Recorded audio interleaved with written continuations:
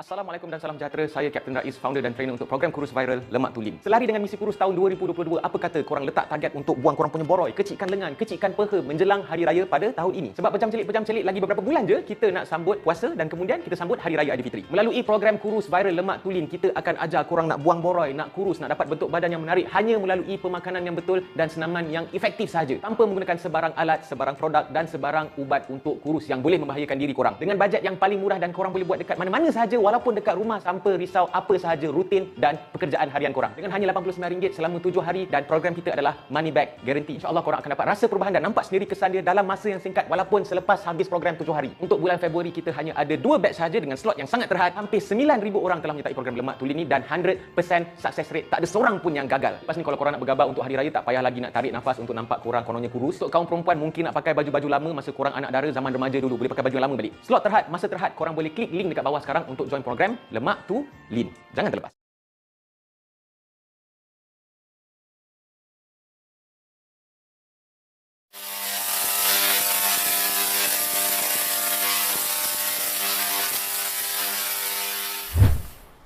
Assalamualaikum, salam sejahtera. Apa hal korang? Selamat kembali ke dalam channel YouTube Rais Hamid Aris TV dan masih lagi bersama dengan YouTuber kemaran rakyat Malaysia, Sabah Sarawak, semualah, iaitu Rais Hamid.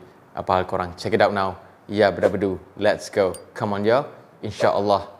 Amin. Ya Rabbal Alamin. Lagi sekali aku nak remind korang, kepada korang-korang yang baru menonton video daripada channel YouTube Rais Hamid ni, jangan lupa untuk tekan butang subscribe dan tekan juga butang loceng. InsyaAllah semua video-video baru yang akan aku upload akan keluar dekat korang punya YouTube newsfeed, dan insyaAllah aku akan terus memberikan konten-konten yang bermanfaat, berilmu, berilmiah, dan juga insyaAllah boleh memberikan asbab kebaikan untuk kita semua, insyaAllah.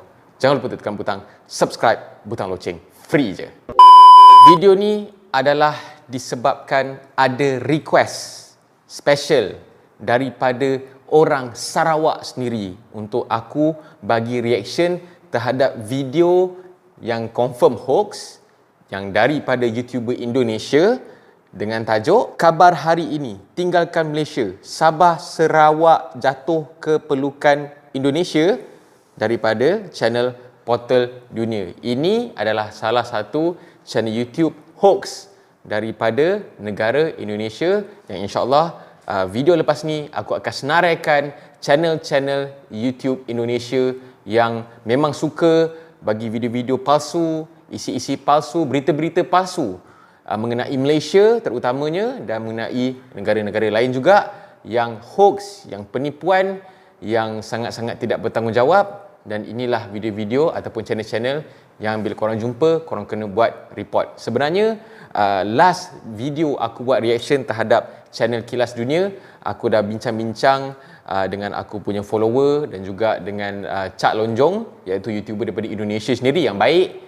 Dia dah nasihatkan aku supaya tidak lagi memberikan reaction terhadap channel-channel hoax, channel-channel yang bagi cerita fitnah pasal Malaysia ni. Jadi aku tak nak buat, tapi geng kita daripada Sarawak ni dia insist, dia nak juga aku buat video reaction terhadap video daripada channel YouTube Indonesia yang sampah ni, yang menyentuh isu kononnya Sarawak nak keluar daripada Malaysia dan nak join Indonesia. Panglima ribut korban diskriminasi penyebab Dayak desak keluar dari Malaysia. Okey. Panglima apa tadi dia cakap? Portal Dunia. Wow. Macam CNN. Tuan-tuan puan-puan tahu tak? Malaysia ni memang di pertengahan atau bawah pertengahan sikit lah, bukanlah bawah sangat. Tetapi 4 negeri, Sabah, Sarawak, Terengganu. Mula-mula dia dah bubuh gambar ahli politik. Aku nak cakap dekat sini lah kepada orang Malaysia dan kepada orang-orang Indonesia yang dah tengok video ni, yang dah termakan dengan fitnah-fitnah daripada video ni. Politik is politik. Ahli politik punya cakap, kau tak payah pakai lah. Okay? Semuanya ada kepentingan masing-masing je.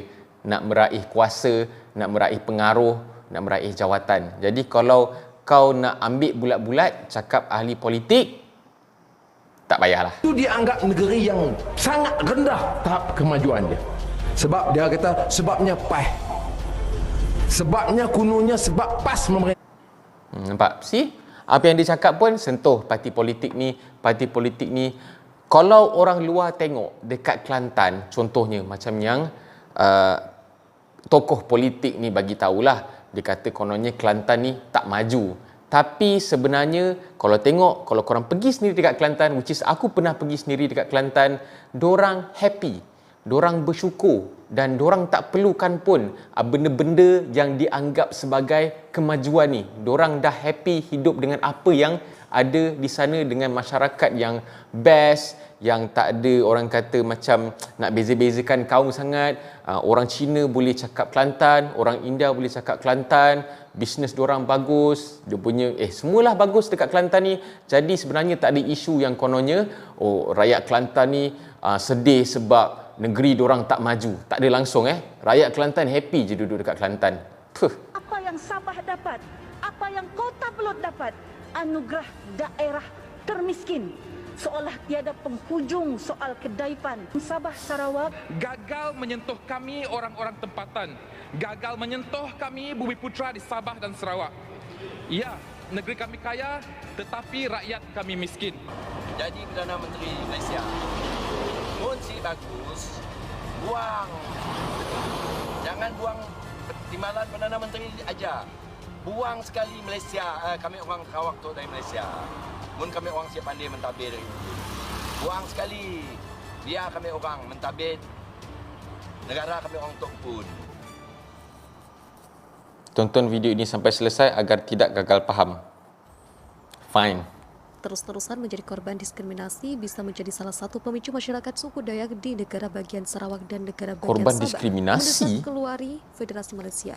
Hal itu dikemukakan Peter John Jaban, Panglima Ribut founder Dayak Right Action Force dalam Peter webinar John Jaban. Geostrategi. Kalau siapa-siapa nak tahu, Peter John Jaban ni adalah bekas penyampai berita Radio Sarawak Bebas. Beliau juga adalah seorang yang memperjuangkan nasib haiwan orang utan kat Borneo dan pejuang nasib orang Iban di Sarawak. Dan beliau juga adalah founder kepada persatuan S4S, iaitu Sarawak for Sarawak. Pendek cerita, dia ni seorang aktivis lah. Okay? Dia bukannya menteri ke berbenda ke, tak ada.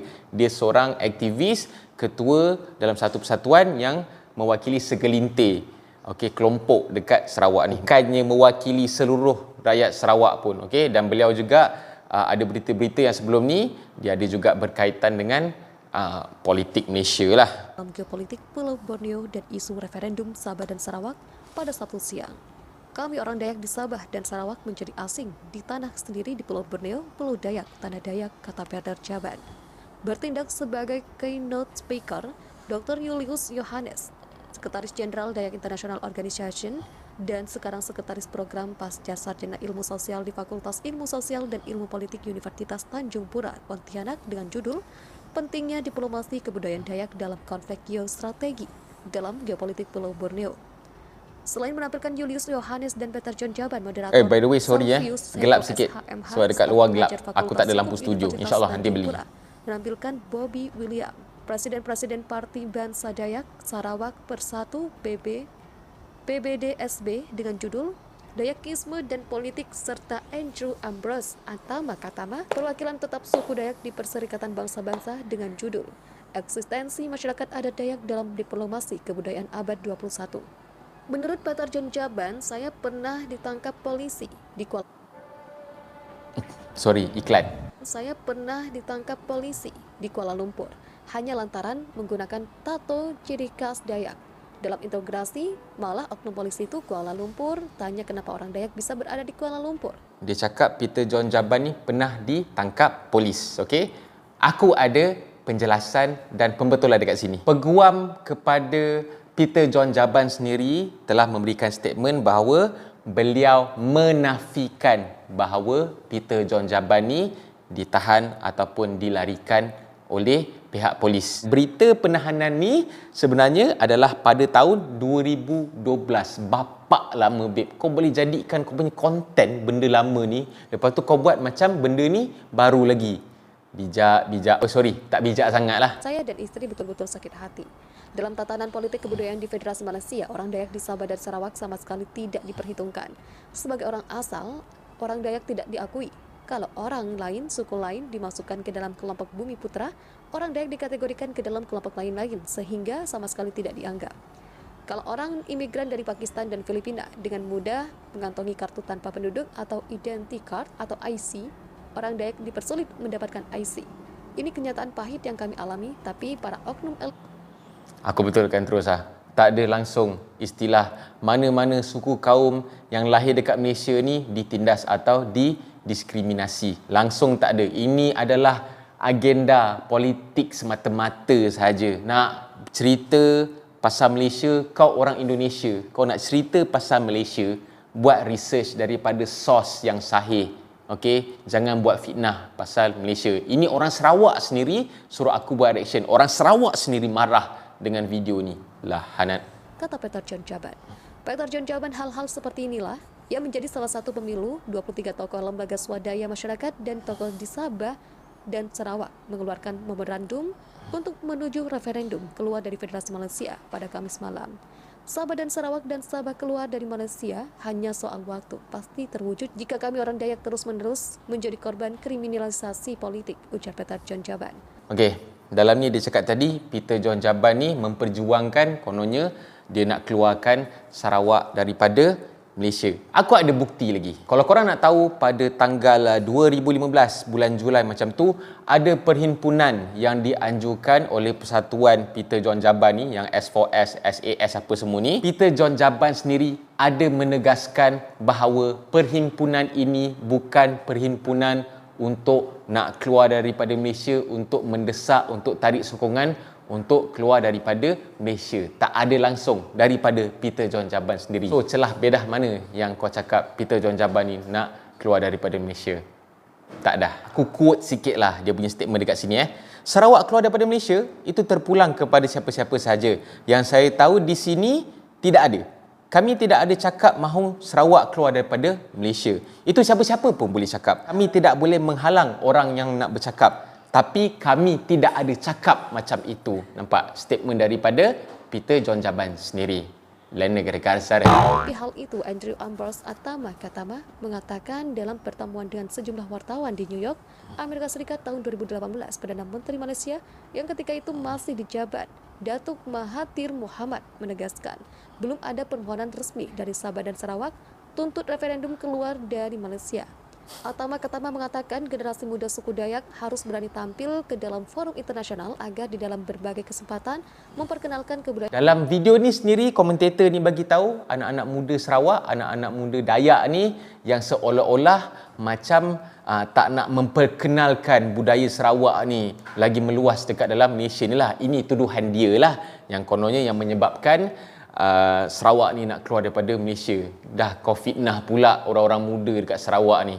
Aduh. Bobby William, para tokoh politik dari suku Dayak di Sabah dan Sarawak harus berani menyuarakan aspirasi di dalam menjaga hak-hak dasar suku Dayak sebagai warga negara Malaysia. Dengan Generasi muda suku Dayak harus berani terjun ke dalam bidang politik karena di institusi politik aspirasi orang Dayak boleh disampaikan, termasuk diantaranya iklan lagi, tahi. Dayak boleh disampaikan, termasuk diantaranya tuntutan memorandum untuk menuju referendum keluar dari Federasi Malaysia, ujar Bobby William.